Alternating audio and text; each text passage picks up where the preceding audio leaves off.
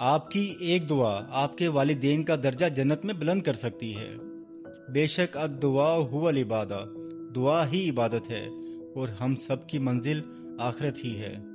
اللہ کے نبی صلی اللہ علیہ وسلم نے فرمایا، جب تم نماز میں تشہد اور درود شریف سے فارغ ہو جاؤ تو اس کے بعد جو چاہو اللہ سے مانگو۔ تو کیوں نہ ہم ہر نماز کے بعد اپنے والدین کے لیے دعا کریں، حالانکہ ہم ان کے کسی قرض کا بدلہ نہیں دے سکتے۔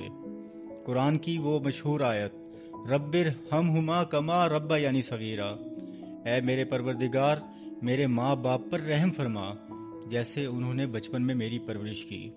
ابن ماجہ کی ایک مشہور حدیث ہے، ایک شخص کا جنت میں درجہ بلند کیا جاتا ہے۔ وہ عرض کرتا ہے، اے اللہ یہ تو میرا عمل ہی نہیں تھا۔